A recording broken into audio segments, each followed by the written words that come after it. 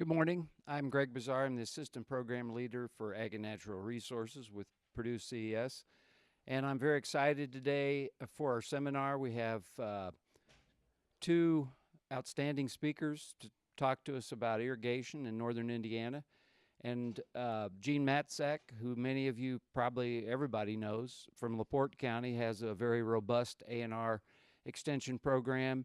And then Lyndon Kelly, who's our irrigation specialist, who works both here at Purdue University and at MSU on a unique joint assignment, and we sincerely appreciate all the work that Lyndon does. So I'm going to turn it over to Gene as he comes forward. And Gene, you can even add a little bit more than maybe some things I left out. Oh, I think we're just going to go right into it because we don't have that much time, and there's a lot to talk about. I did, like a good extension educator, bring some of my printed resources that I've used over the years, and believe it or not, the soil survey, county soil survey, does talk about how many inches of water can be held in a foot of soil, and that's used in irrigation scheduling and some other thing. USGS, one of our partners, does have a nice hydrogeologic atlas, and it describes in here the ability of soils to produce water for irrigation and other uses, but we'll get into that a little bit with our presentation. So my part of the program is going to be talking a little bit about the background, the reasons why irrigation has the opportunity to expand in northern Indiana, a little bit about the history of the area, and then Linda's going to, and some of the programming that we've done over the years since 2007. Lyndon Kelly's going to get into more of the technical aspects of irrigation, things that need to be considered when putting in irrigation, and what things we need to do to protect this resource for use here in agriculture in northern Indiana. So basically, to talk in a nutshell, I already said this, we won't get into that, but the expansion of irrigation has been dependent on probably value-added crops instead of the commodity crops. There are some on-farm investments that have to be made, obviously, and then we talk a little bit about the environmental impacts.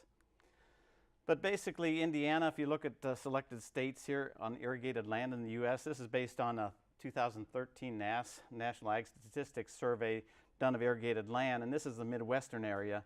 You can see where Indiana stands with regard to Michigan, which is, again, the tops for this area, and that's why we depended on Lyndon, bringing Lyndon down into Indiana to help us with our irrigation extension programming. Illinois, surprisingly, does have a lot, even though they've got the deep prairie soils out there. Wisconsin does have some of the glaciated outwash soils, again, that we have in northern Indiana, that has a lot of sand areas that benefit from irrigation, and then less in Iowa and Ohio, which have a lot tighter soils, or prairie and clay soils, lake bed. But if you compare our Midwestern irrigation to that of other states out west that irrigate quite a bit, you can see why Nebraska is the host state for all the manufacturers of irrigation equipment. California and Texas, even though they are substantial, have been decreasing over the years in irrigation, probably due to regulation and lack of water that they have out there from some of the dry times affecting aquifers. But these are the major players across the western United States. In terms of Indiana, if you throw the map up on the wall, you can see that the irrigated areas are in northwest Indiana, north central Indiana, and then along some of the river areas in southwest Indiana. Knox County is actually our second largest county of irrigated land. There's some in Bartholomew County too, in Columbus area, where they do have some sandy areas along river bottoms. If we take a look at the top 10 counties in Indiana and the trends, this goes back to the 1992 Ag Census up to 2012, the latest that we have. You can see that there's been a general trend in increasing, with LaPorte County not starting out necessarily at the top. Well, I guess it did, but it has increased substantially with some of the commodity prices that have been favorable for this, as well as the opportunities to raise value-added crops and not just the commodity crops. Again, Knox County in southwest Indiana is important for melon production, and so they use maybe a different type of irrigation, but still a substantial amount of irrigation down there. Take a look at that. The top 10 counties represent about 63% of irrigated land in Indiana, 274,000 out of the last census is 437,000 total. Of that, 9 counties in Indiana represent about 55% of the irrigated land in Indiana. The Grand Kankakee Marsh, I talk about that because, again, this area is well developed for irrigation. 3,000 square miles across 13 different counties in northwest Indiana. Has had quite a long history. It was drained in the 1911 to 1912 era. And because of that, or when that happened, it opened up a lot of agricultural land for production.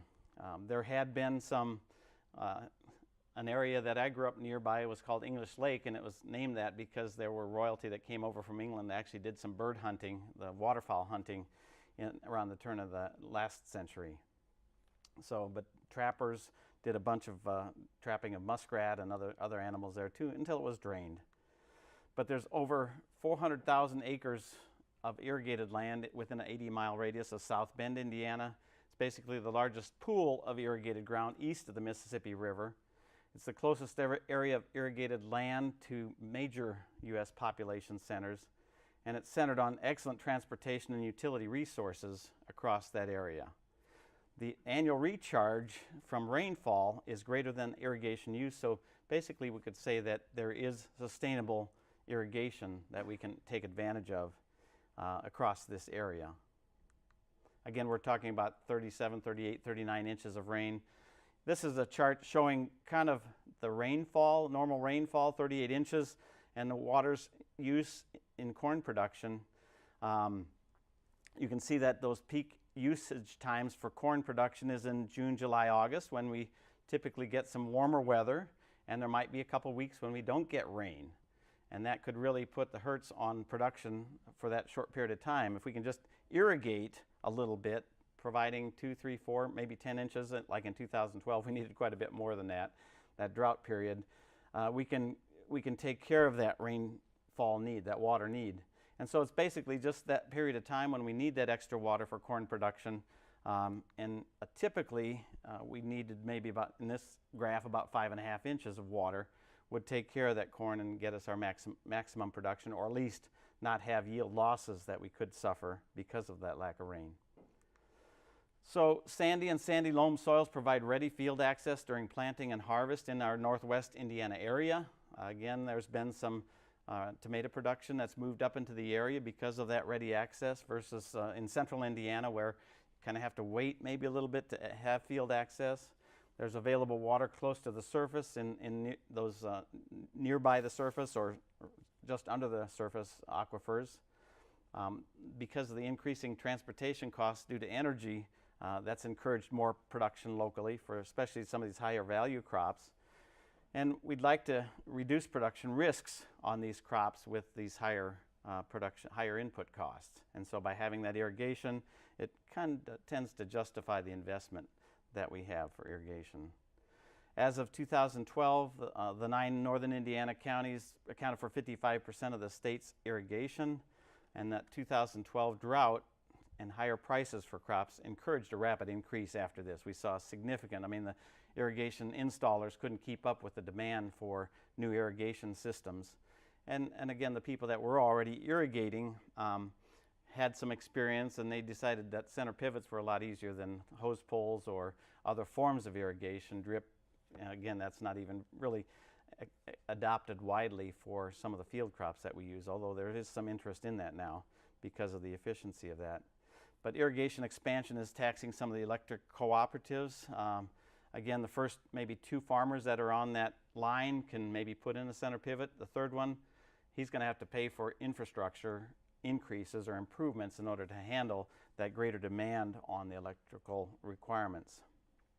So there is an investment in the infrastructure that will be required should expansion continue.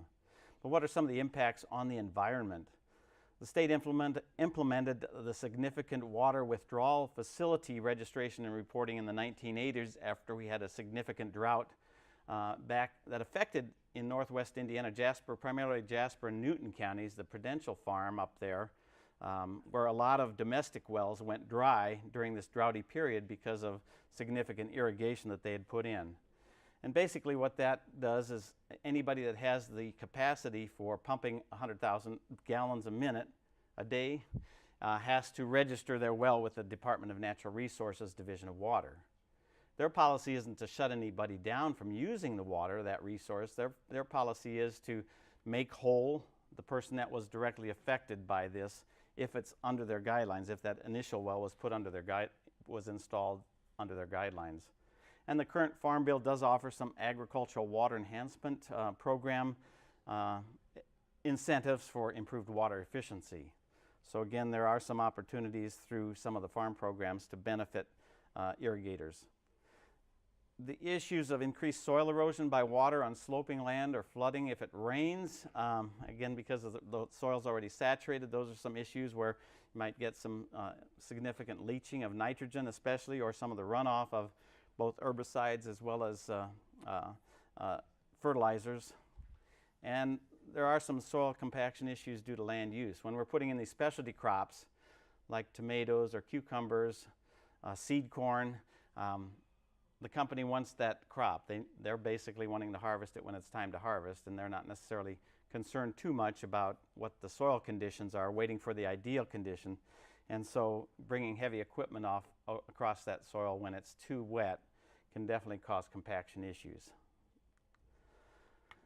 Here's an example of how the value-added crops that are irrigated in LaPorte County, Indiana have trended over the years. And you can see from 2000, this information is sourced from the Farm Service Agency, but 38,000 in 2000, up to this past year, 93,000 of irrigated ground. And we're talking about 200,000 in row crops across LaPorte County, Indiana. So almost half of that is irrigated.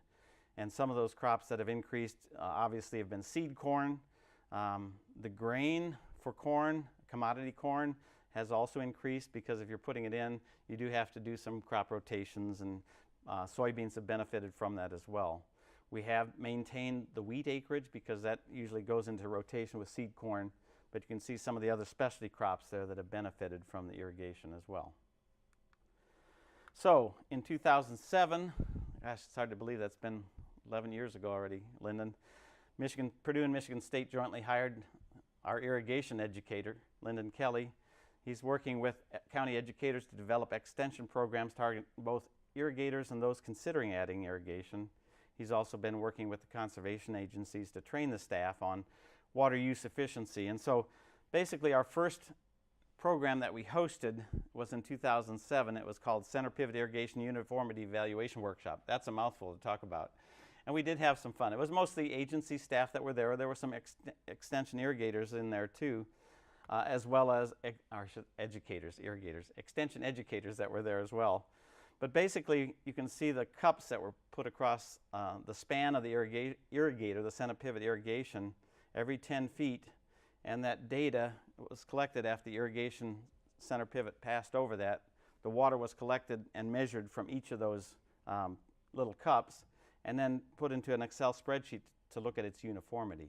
That's to see how uniform or how close to the expectations that irrigation was being put on compared to what was actually being done. So the next slide here shows John Like, our Purdue Ag Center superintendent, who's now working down here at campus, measuring each of those cups across a cucumber field. This is an example of the data after it's put into the spreadsheet, and again, you want something that's going to be pretty uniform across it, not all these ups and downs in the graph you can see there. And you can see especially at the end gun there, the one on the far right, that the distance from the pivot, that one was putting out a lot more than what was anticipated. I'm not sure what the efficiency of this particular one was, but this is just an example of an 8-tower irrigation system and the data points that were collected across that. So in December of 2007, we decided to offer overhead irrigation basics. It's a full-day workshop for those considering using irrigation and novices.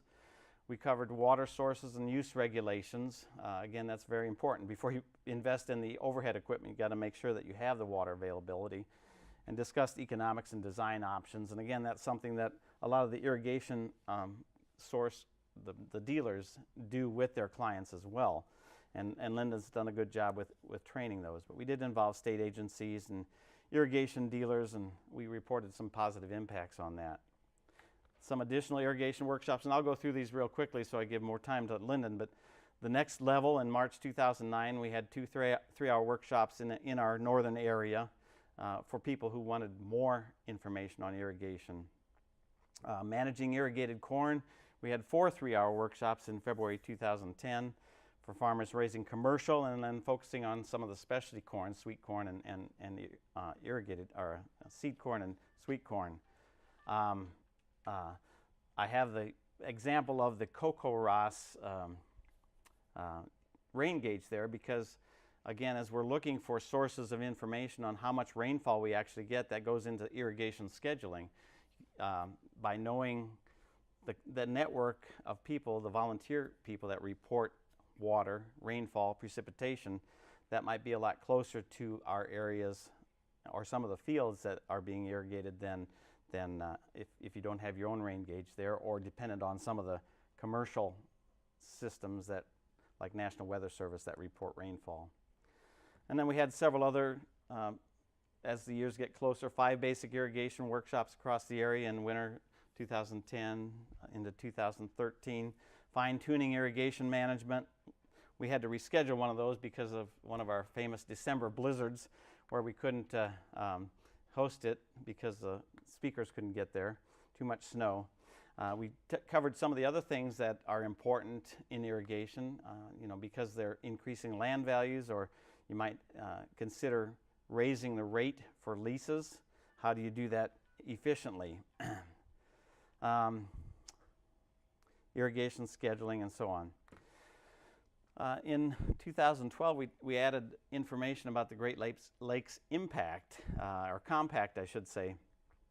We had several different workshops across the area. We involved our soil and water conservation districts, but reviewed the Great Lakes compact and what impact that had on diverting fresh water to other areas and how that might impact irrigation.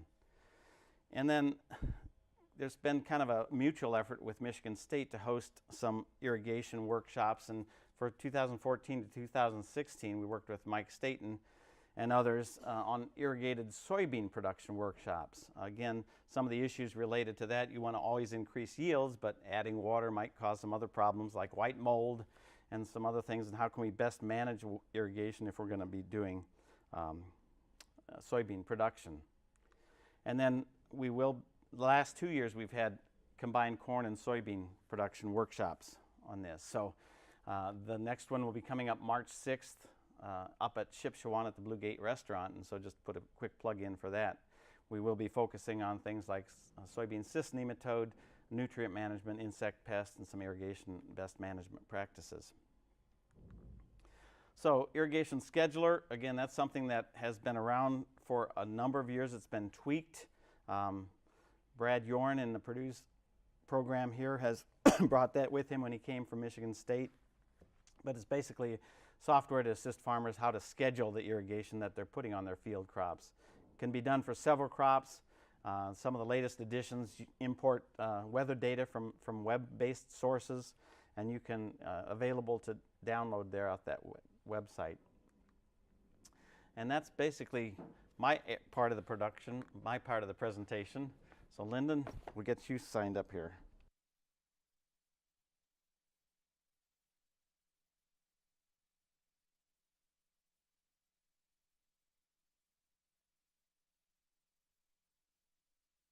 Thanks, Gene. Greg, glad to be here. Glad to have the opportunity to work for 2 fine universities.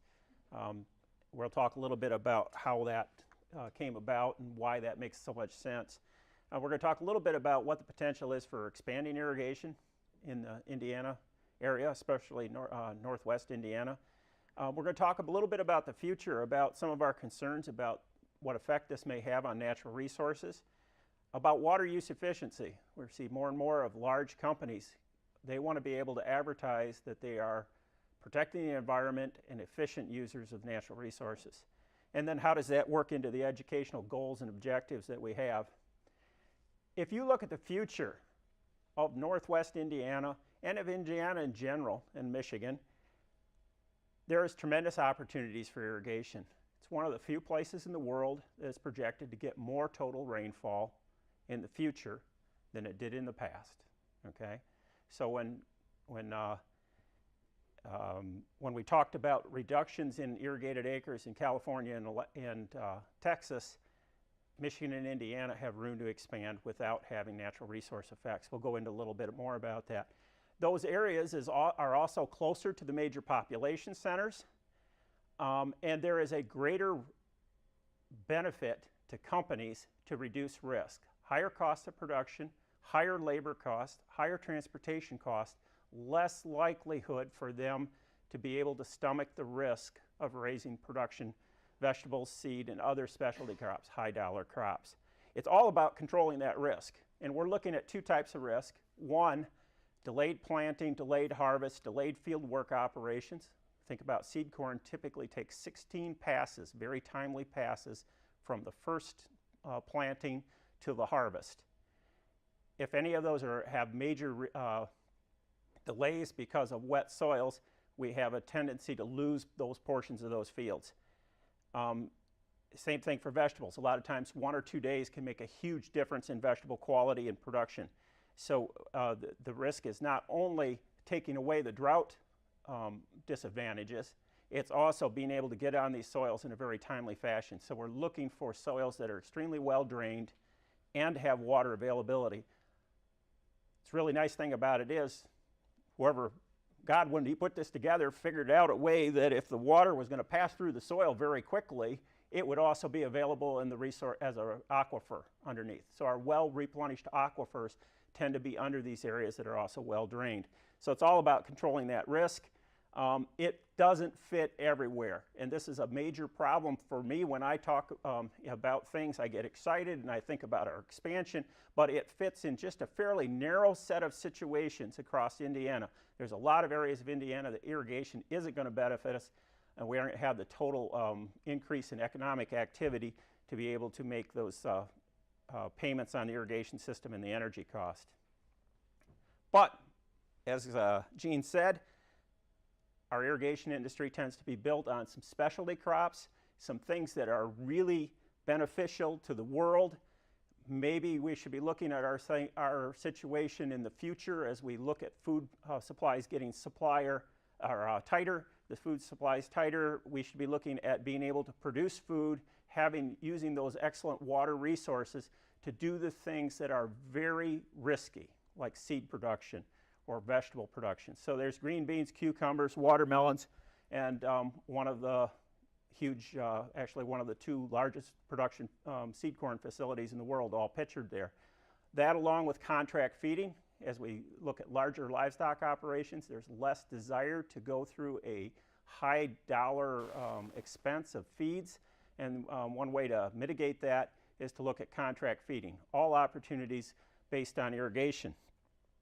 Irrigation in Michigan and Indiana are all lined up on that high recharge area. If you want to look for one map that correlates well to the highest investments in irrigation, it's the recharge map. And that recharge map, of course, Indiana's a little bit bigger than Michigan there. I did that to make you guys feel good.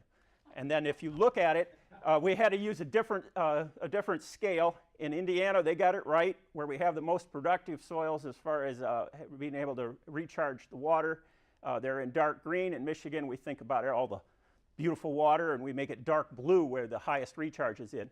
But those highest recharge zones that sort of run from Valparaiso, Indiana, up to Battle Creek, Michigan, in that diagonal, are recharging at something between 10 and 14 inches of water. That's water that infiltrated into the soil at a time of the year that the plant didn't utilize it and was available to rebuild the aquifer to the point that it runs out and creates our wetlands and feeds our rivers and streams. Northwest Indiana is an ideal area for irrigation, 38.5 and slightly climbing rainfall, 2 inches higher than it was 30 years ago on the 30-year average.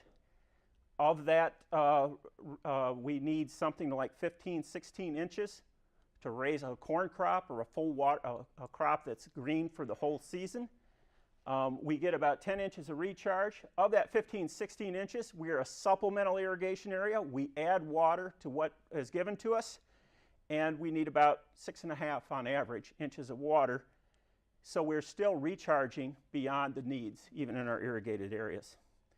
A couple other things: well-drained, long-term sustainable water. Those are things that make companies interested in investing in this area. And then lake effect cooling. More and more we hear people talking about their crops are susceptible to these really high temperatures, and lake effect cooling maps have got to be very popular, because if you only have enough seed to raise 10 acres of this in the world, and that's your company's future, you want to put it somewhere where you have less chance of having sun cause a major germination problem or something else. So it works well. What's that?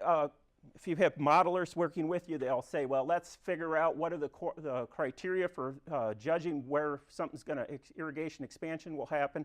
And they'll say, well, first, it's pretty much ag land. We aren't going to convert much non-ag land to irrigation. Then they're going to say, well, scale.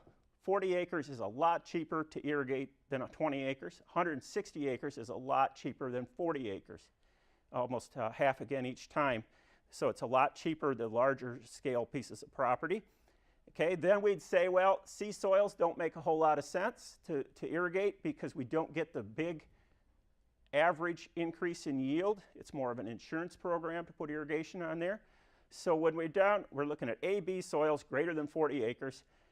Right now we're irrigating about 3.5% of irrigation of the total ag land in Indiana.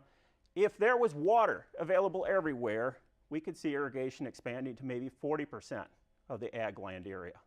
But guess what? Water's a limiting factor. A good share of Indiana, heavy soils, has more runoff than infiltration, and we don't have these large values of available water to be able to really expand irrigation tremendously.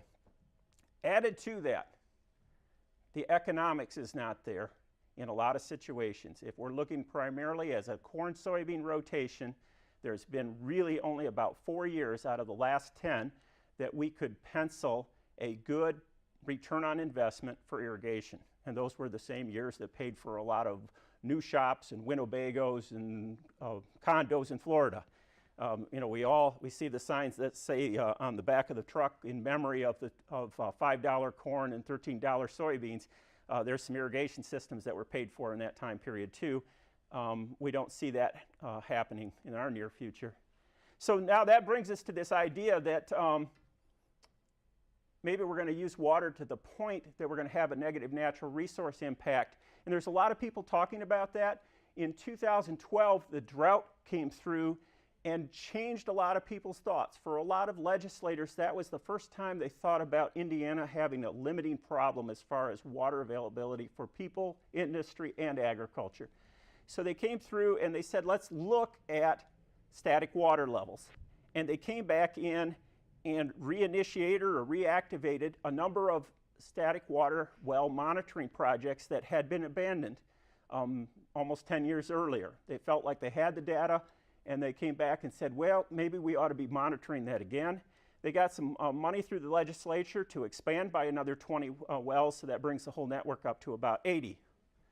If you look at that, it is heavily based in that irrigation portion of the state, but it also has scatterings, especially in the Indianapolis area, where we really make policy. A lot of water policy is directed towards those Indianapolis decisions. So we're trying to look at that. But when it was all said and done, irrigators in the state came together and said, maybe we need a little bit more emphasis on our own. That's a pretty neat thing when you have natural resource users saying, let's get more information on our potential impact to a natural resource, rather than waiting for the state to do it. The LENK Project, LENK stands for Grange, Elkhart, Noble, and Kosciuszko counties, working with a company out of Mishawaka by the name of Tritium, has put together a standardized program working with Indiana Department of Natural Resources and the United States Geological Survey.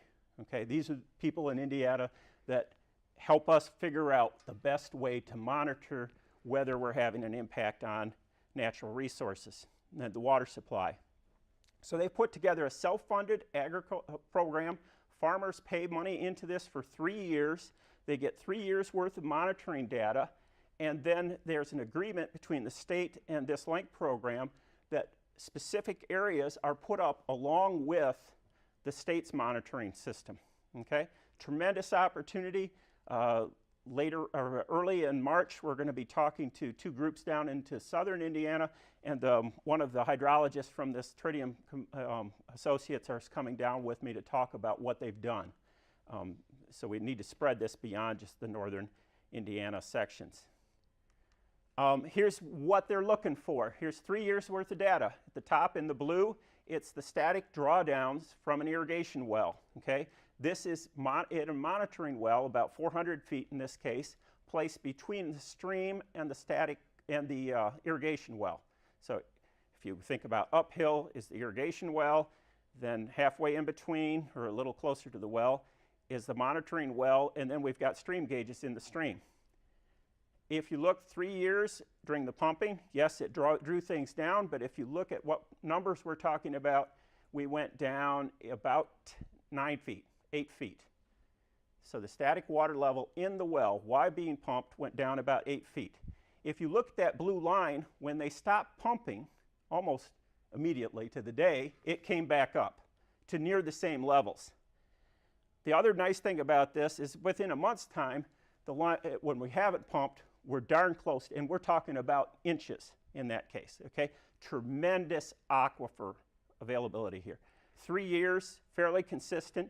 And then when you look at the blue lines and compare them to the green lines are the water level in the local stream, and the local stream isn't going down in a repeatable fashion according to the static water level. So from this, I think most people would conclude this well is not negatively impacting this stream. It's not this way everywhere. I'm showing you a very good situation. But for the wells that are in our highest irrigated areas, this tends to be true. And this is the information that's motivating producers to say, I'll put up $5,000 or $6,000 a year for 3 years to have 1 or 2 of my wells tested in the best location, and I want the report that comes out in the end to be public. Okay? That said, Indiana has a really good set of laws. Other states, like Michigan, look to Indiana to help develop laws. We aren't very good at figuring out what to do. We look at other people that did it before us and see if it worked or not, and we followed some of those. We have a significant water use registration and reporting system in Indiana that was brought about almost 15 years ago. We have a water rights that came out of some of the discussions where some large wells were affecting groundwater or water use for homes, and that's the groundwater water use conflict legislation. We have legislation in Indiana that protects lake levels, and then the newest legislation is this legislation that was put in place to help monitor, bring back some of those static water level monitoring systems, and to coordinate this data coming from LENK and the posting of that publicly. Tremendous resource for us as educators. These two names at the bottom, Mark Bash and Allison Mans, do a tremendous job of education for the general public. They've done things, when you look at 2012, coming out of 2012, they had 154 complaints of large volume water use negatively impacting home wells. And by this time, the following year, they had those all resolved. In most situations, within a week, there was water back to the home, okay? So we've done well. That said, every meeting I do where we talk about irrigation, I try to remember large water users that they are responsible for impacts they make to home wells. Okay, so we ought to be thinking about a map, sort of like the one on the screen here. Where's my irrigation well? Where is it drawing from? If you see that red line up there, that's like the top of a funnel. What it represents here is the area that you're impacting. In this case, it's pretty much all in that field. So we ought to be thinking about that where we put those wells in. Am I going to be affecting my neighbor? If you don't have the capacity to think about that, then you ought to be talking to the well driller and saying, hey, I don't want to put a well where I'm going to negatively impact the neighbor. Or if I do, let's go ahead and make the improvements to the neighbor's well right away. Okay. That said, that gets us into those things, and I know Mark Bash from Indiana Department of Natural Resources tells me a lot of the improvements we need to do is to modify these home wells that are not made so that they compete with the large wells. And that tends to be sort of developing the resources, actually modifying those small wells so they can compete with the large one. So that brings us back to this idea of water use efficiency. Water use efficiency, and you'll hear people say about 90% of the water that we apply to a crop makes it to the root system and goes through evapotranspiration and increases yield. About the 10% loss that we tend to think about is evaporation off the surface of the leaf at the application time. We lose very, very little water in our humid environment to the air between the sprinkler nozzle and the leaf. Most of what we lose is the water on the surface of the leaf and the surface of the soil where the roots can't recapture it. So we're about a 90% efficient situation as long as we don't overwater. That's sort of where I'm going to go from here. Before I go there, a couple times that it really has a tremendous advantage in adding irrigation water but doesn't have a lot to do with the whole evapotranspiration process is when we want to improve the efficiencies of other inputs that we put in. So we think about putting seed down, and we'd like to have as uniform and as much of the seed germinate as possible. Sometimes when we get a dry snap right after we irrigate, or right after we plant, we'd like to irrigate to bring those up. Now, I grew up on a dryland farm, and I remember we'd plant all the corn, we'd get it done, we'd go to church on Sunday, and we'd pray for rain. We didn't care about whether the neighbors got their corn seeded or not. We knew that a rain right after we got done would give us good germination. So now all of a sudden, I got an irrigation system. If it's not going to rain, maybe I ought to water it up. Same idea for herbicides. You put a lot of money, $20, $30, into a soil applied herbicide. Most of those labels will say rainfall will activate it. Most of the labels now will even say if you have an irrigation system available, some things as simple as metallochlor and atrazine have labels that talk about putting a half an inch of water on soils, sandy soils, to incorporate and activate the herbicide. In some situations, insects in a damp environment, that 10% of that water that's in the leaves makes greater humidity. So things like leafhoppers, we can actually slow them down if we keep watering. And then reducing nitrogen losses. In other words, if we have nitrogen on the surface, if we water it in, it tends to improve the whole utilization of that nitrogen, less loss to volatilization. It's all about using water to maximize these other inputs. We also increase our yields, so we're getting a better use of the natural resources, both land, labor, these chemicals. We're getting a higher yield for the same inputs in most cases. But that brings us down to irrigation scheduling, this concept of adding water when we need it, not when we don't, okay? But we want to remove that water stress. So here's a very simple graphic coming out of the Michigan Irrigation Scheduling Checkbook. This is actually done for an area near Shipshewana, Indiana. And if you look at this scheduling on this system here, and his pink lines is the soil moisture that we estimate he had on any given day during the cropping season.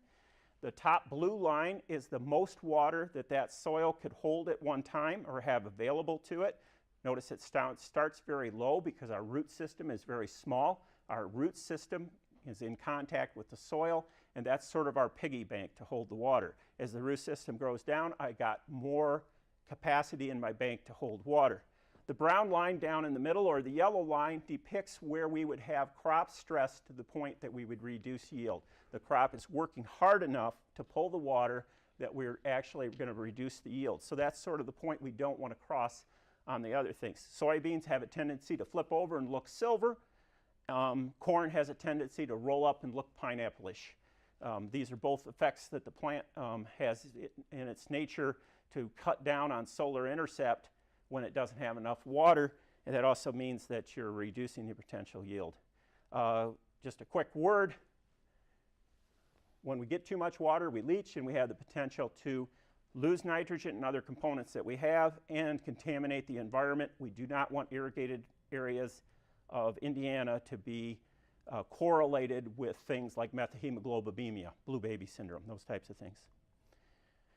Nice little irrigation scheduling system from both Indiana and Michigan.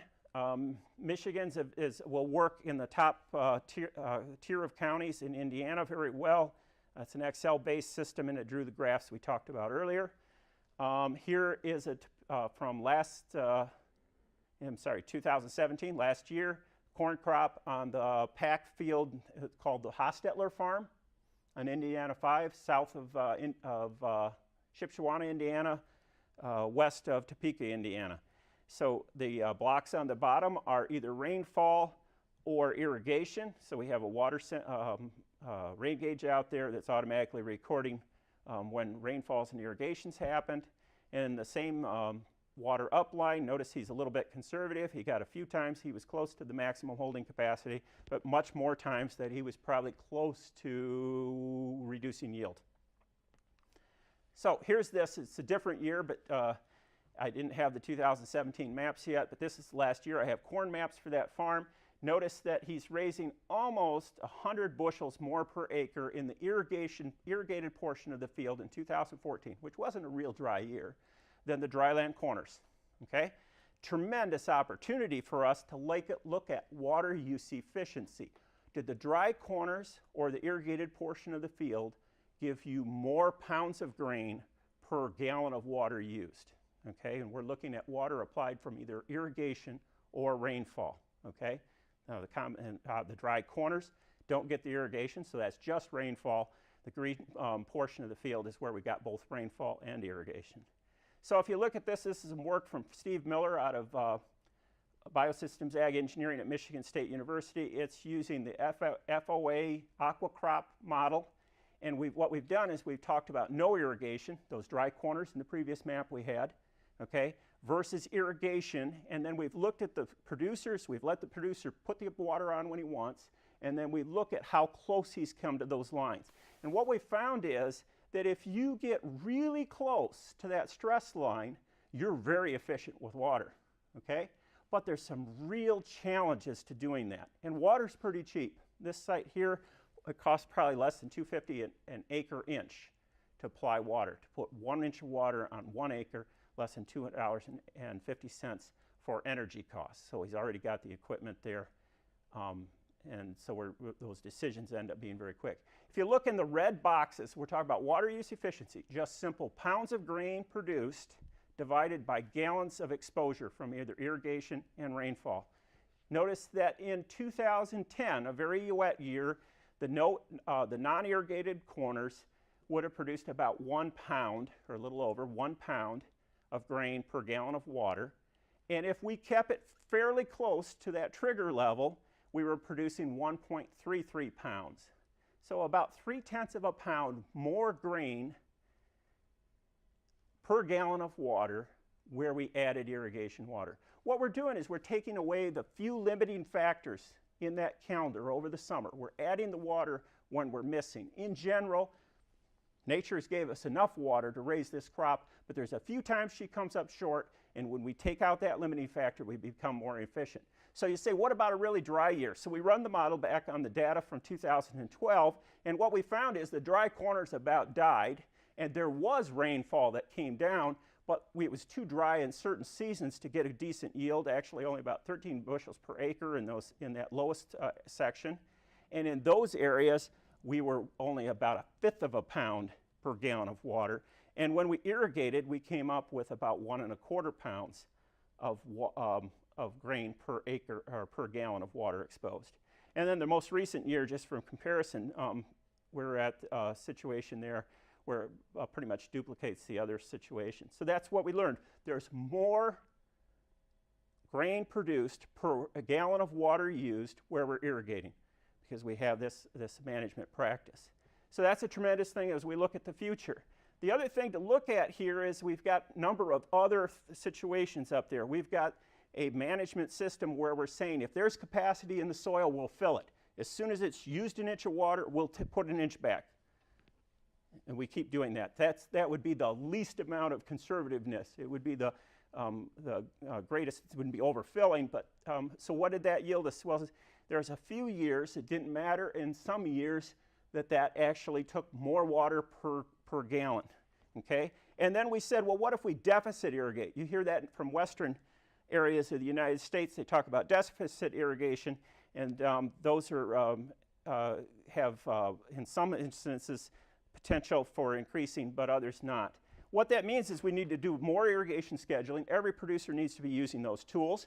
We need to be thinking about uniform applications, because if I have these tremendous dips in my field and I tone it back to that threshold number, all of a sudden I'm going to have areas of the field where the uniformity is less than the average, the water application is less than the average, and that's going to have reduced yield.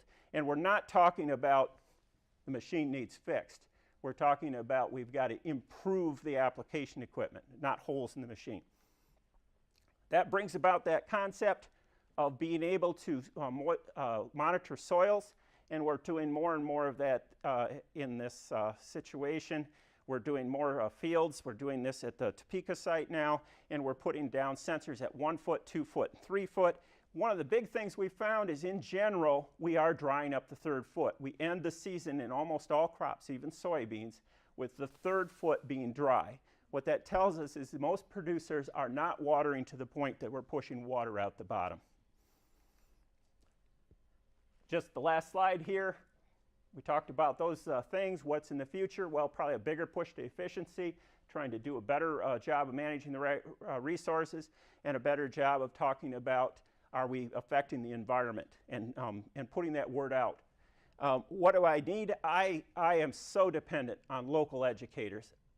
I don't know where the good places are to eat. I'm not just talking about going to lunch. I'm talking about who to host the meeting and how to get a group there. I don't have mailing lists. These are all things you have. I haven't spent enough time in the counties in the central part of Indiana to know whether there's water supplies available for irrigation there. That's the kind of thing that individual agents could dig out and see what's available there. Please bring to me your opportunities. When you think you have a company that's irrigation related or product related and you need some help talking about how much we could expand, please bring that to me. And please help me meet your current irrigators and your future ones. Gene, you need to come back up here. And I don't remember if we had a slide that said questions. Yes. Beautiful little rainbow under that pivot talking about questions. Yes? Yes, if you can, please. I didn't mention that before. So I think, the fact, if you look at, and on an acre basis, corn, beans, some of these bigger specialty crops are all probably the most influential and the most important, because we're thinking of it from an acreage standpoint. But I know from diversified farming and food systems, almost every single farmer has some kind of an irrigation system in when they have a hoop house and some of those kind of things. So I'm just curious, how are we meeting some of their needs, especially like I thought your stuff on water use efficiency. I am probably 100% guaranteed they're not thinking about water use efficiency. So I'm just curious you guys' thoughts on some of these other farmers that are out there that are producing local food for markets and things like that. Certainly the specialty crops, vegetables in particular, food crops, bring a different aspect to this compared to the center pivot and commodity crops. Lyndon was invited and talked to... Pass the microphone maybe back and forth. Yeah. Okay. Lyndon was invited and talked to our vegetable growers at one of our meetings that we held up in Cherryville a few years ago. And there are maybe different opportunities, whether it's fixed stand systems or other ways to irrigate. Drip irrigation is a big thing too. And there are some efficiency models, I guess, that he can apply to that, even in their situation, even though it's not maybe as volume-wise or acreage-wise like the others. And there's first, you look at irrigation in Indiana, and you're almost 80% center pivot irrigation per acre. Tremendous opportunities for food production, smaller scale, and probably less emphasis on the efficiencies and more on quality. That's probably the way it should be. But we do see more overwatering with trickle systems because it's so much easier to do, and you don't have those $1,000 bills coming in for the electricity to motivate you to scrutinize it more. I am more than happy. It's a funner day when you're working with people that your groups are fun groups to work with. And there's some tremendous opportunities in doing those. And it contributes heavily to our local food supply initiatives. Lyndon and Jean, just a reminder that anyone watching this online can email questions to me at mschutz, M-S-C-H-U-T-Z, @purdue.edu. Okay, and I'll put another reminder in too that March 6th we'll be having that irrigated corn and soybean production workshop up at Shipshewana, and you can register through Steve Engelking at LaGrange County or go to our websites and be able to get information about that. Gene? Oh, go ahead. Well, you showed a slide of irrigation trends over the last several years, and all the counties had an increase except LaGrange, and it went down. Kosciuszko. Or Kosciuszko. Kosciuszko went from 28 to 18. Okay, I thought I saw but I was just wondering why they went down where everybody else went up. I'll try to field that for you. I worked with Kelly Heckerman, and she gave me some names to talk to because it was pretty obvious between 2007 and 2012 something happened in Kosciuszko. When I talked to dealers, they said, no, we sold equipment over there and nothing's been reduced. And I think, I hate to say it, but producers, especially large producers, do not want to fill out surveys anymore. And some of them are pretty defiant about, it's not just make it easier for me, this is not the benefit that you're saying it is. So I think that's something we need to do on how we do surveys. There's questions on surveys now that make producers feel like they're not, there's no way to convey the information they need to on the survey. We hear it about land rent all the time. They ask a irrigated value for land rent or land rent on irrigated, but they don't ask who owns the equipment. Almost half of the value out there is equipment. The other half is in land. Nobody asks on the survey who owns the equipment. So this may be a $200 high or $200 low on how you answer that. And so I'll hear producers saying until they can qualify that, I'm not going to give them bad information. So. And again, the slide does show that LaGrange had in 1992 about the same acreage that it does in 2012 with a little bit of dip in between there. I'm not sure if that had to do with some of the contracts that were let for seed corn production, if that changed over time or what that was specific to LaGrange County. But in general, the trends, as you can see across the state, have been going up quite a bit over the last 20 years. The big thing is you've doubled irrigation, nearly doubled irrigation in the last 20 years in Indiana. And that's something that hasn't happened everywhere in the United States. Otto. Gene, has the U2U irrigation calculator been any help at all? I've not had a lot of use with that. I probably should take a look and utilize that a little bit more. I don't know if you've worked with Hans Schmitz or some of the others on that. Nope, I have not had exposure. I would enjoy talking to you about it. One of the other things that Jane Frankenberger's been looking at a little bit, and that was on your last slide about drainage, being able to save water that we have in surplus times, store it somehow on the surface or near the surface, and then be able to reuse that later on in the season. And that's something I think that Larry Brown was doing over in Ohio State, you know, in some of the tighter soils there. Up in northern Indiana, we'd have to have some way to be able to utilize that. In the Kankakee Basin, they've been doing some things similar to that in the sense that they'll maybe hold back water from draining, and that's kind of sub-irrigation a little bit to be able to irrigate crops and not have to put energy into center pivot irrigation systems. Right. James, Dr. Frankenberger's project on transforming drainage, one of the big projects there is the concept that if we could get the highest nutrient loaded water coming through the drain tile, put it in a vessel, apply it to the crop at the most critical time, how much of this yield boost could we get? We could recapture the nutrients and get the yield boost. And we could do that in areas that, the areas that really works well in are the tight clay soils, because we can make reservoirs much cheaper there. So it may be a really good fit for like central Indiana or northwest Ohio. Lyndon, you mentioned a couple tools in terms of calculators and sort of irrigation scheduling software, essentially. Do you have a sense for how many producers are actually utilizing those resources when it comes to scheduling? What's the sort of modus operandi when it comes to making irrigation scheduling decisions in the Michiana area?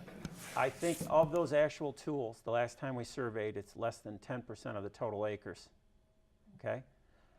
It's a little bit odd. We have some extremely large irrigators that have a person that runs every tool. We have some conservation districts offering this as a service. Okay? And then I'll see, these are online, so people pull them up and utilize them. And we look at the numbers and we'll see, you can actually track how many people are utilizing it. But we still come up less than 10%. That doesn't mean that every producer, that 90% of our producers are doing no irrigation scheduling. They're turning the machine on and they're turning it off, whether they do it because they see the neighbors do it, or they're using the old 1 inch every week, or some of these other systems that are there. The one thing that I do see is that on average, when we teach irrigation scheduling to someone that's never done it before, our water use does go up slightly, okay? Because we tend to be a little more conservative about water use than what the scheduling programs do. So it's not going to be a huge savings. It may improve quality, may improve production, may improve production per gallon of water use. But those tools are out there, and yeah, we probably ought to push them a little harder. There's a emphasis now on trying to be able to give out, improve Indiana's weather stations, to give out data, to publish an ET number, an evapotranspiration number, that these tools then convert into the water use by your individual crop. And we've been talking about that in northern Indiana also. Several of the soil and water conservation districts have offered assistance to farmers that irrigate through their, it was either the AWEP program or maybe some locally funded Clean Water Indiana funds type of thing, where they actually hired a technician that would come out and work with farmers to do this irrigation efficiency or the uniformity test first, and then assist with scheduling as well. But again, that was temporary or short-term funded and hasn't continued to work. Lyndon, on one of your slides, you showed the 90% efficiency, so 9/10 of an inch available per inch. What's kind of the range on that, or how much is that affected by soil type? Not so much about soil type, because our major loss is evaporation from that leaf surface. We have a relatively humid environment compared to the rest of the world, so our efficiency is pretty high, okay? But that's the efficiency of the irrigation water applied to the crop. How much of that actually goes to the crop is the next number and the next issue we are. If you were greatly overwatering, that number would come down from 90%. If your uniformity was way off, that means that some areas are getting way more water than you think, and some areas, about an equal number of areas, are getting way less than you think. So that ends up goofing it up. I think most of Indiana's systems are between 80 and 90% efficient. It's very good. When we talk to companies that have big production facilities from Nebraska to here, we like to brag about the issue that we're raising the same crop on about half the water they are. And so if they want to increase their water use efficiency, give up on those western states that are arid and bring the production here. That doesn't meet very well with their standards, because most of those are sort of centered in those western states, western Corn Belt states.